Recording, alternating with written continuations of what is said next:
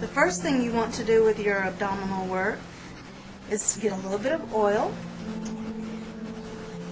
Emulsify that oil into your hands. And you're going to start off with what is called sun and moon. And you have to really get down deep into what I call that horse stance for your body mechanics. And you're going to do sun and moon, where one hand follows the other.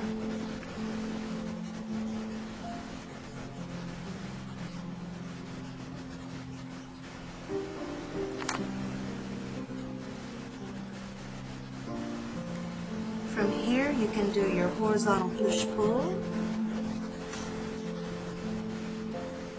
Nice and deep.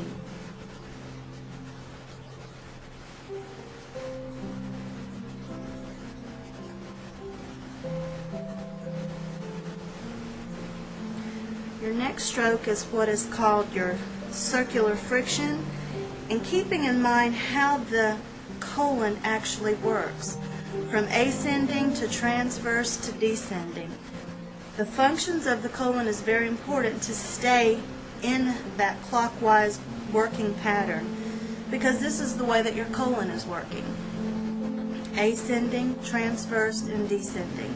And we've already showed that with your sun and moon technique, staying in that pattern. Your horizontal push-pull is just a milking technique to actually work with all of the organs in the stomach area, your abdomen area. Then your third stroke that I was going to introduce you to is your thumb or your finger circular friction. And you do round circular strokes, staying in the ascending and transverse and descending pattern.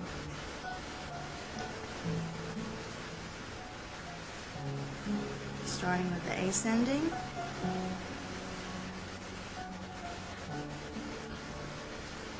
transverse, and descending.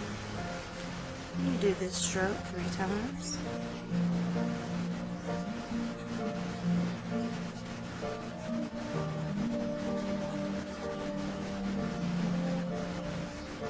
And then you want to smooth it back out with a hand over hand type effleurage.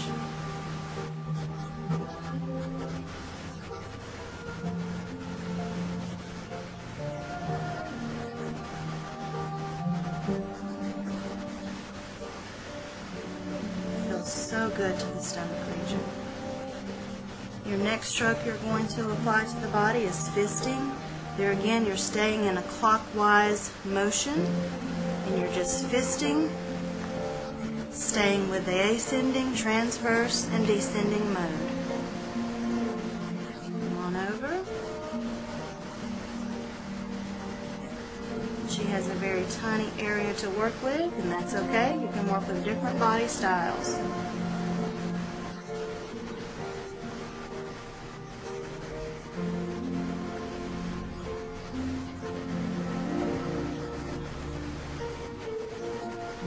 Hand over hand to smooth that out. Your next stroke is what's called raking in the ribs. This is where your hand's like a claw, like a rake, and you rake through the rib cage. And this feels absolutely wonderful. This is the one move in your abdominal work that you have to maintain your hand right at the bottom of the xiphoid process, which is called the Sea of Tranquility in Oriental medicine. You basically position yourself and go to the opposite side of the body. That is the only time you work opposite in doing abdominal work. You always stay on the right hand side of the body until you need to transition to do this one particular stroke. There again, maintain your contact, walk back around.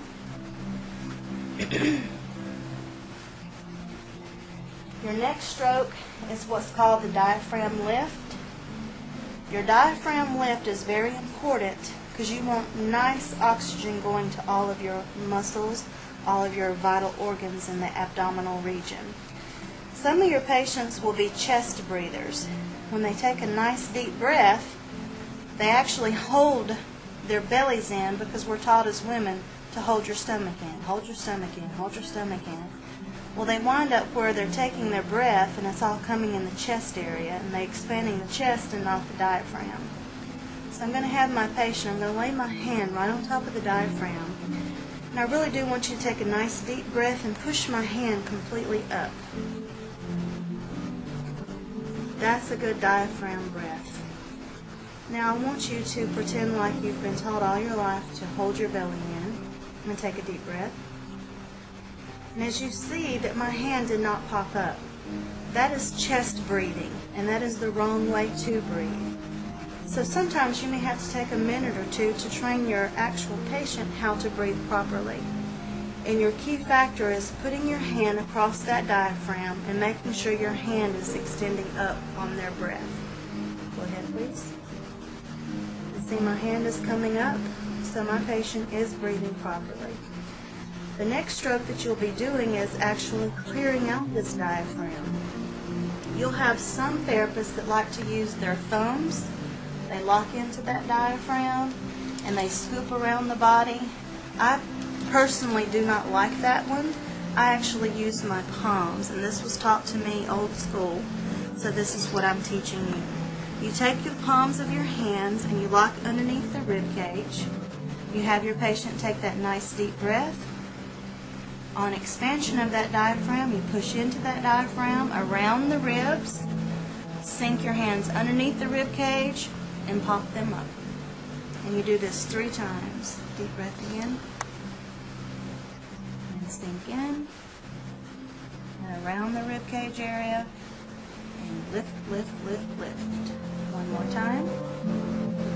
Sink in. Around. This really opens up the diaphragm and is wonderful to help with the breathing. The next thing I'm going to show you in abdominal massage is your hara points.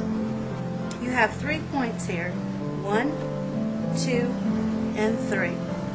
I will tell you the endangerment side of the abdominal area is very important to keep in mind.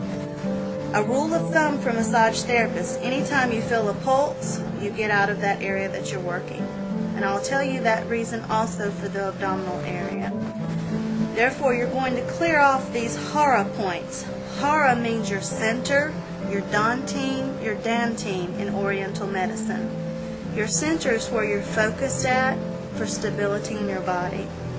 So, to check to see if there's any kind of blockage in the colon area, when you check these points, 1, 2, and 3, sometimes they can be tender on your patient. If they are, you do what is called a milking technique. So let's just check and see if Ember has any points for us. And I use fire fingers to assess that. So I push in toward the belly button. Any tenderness there? Good. Number 2, pushing up toward the belly button now. Any tenderness there? 3. A little bit there. So as you see, 1, 2, and 3, this point went toward the belly button, this point went up toward the belly button, and this point here went toward the belly button. She had a little discomfort in number 3 over here. So what you do is your hand position is this. Your hands go onto the body, and it's a milking position like that. So I'm just going to milk that area.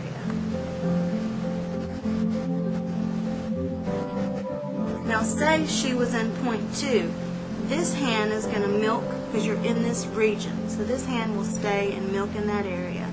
Say if it's point 1, then you're just going to be on this side of the table milking. Her pressure point was here, so we'll go back here again. And I'm just going to slowly milk. It's like a push-pull petrissage all in one movement. Now, I've done that. I'm going to go back and assess my points again to see if she's still tender. Nothing there, she said. Nothing there. Now we're going to see if number 3 is okay. It's all gone. Sometimes you may have to do this 2 to 3 times.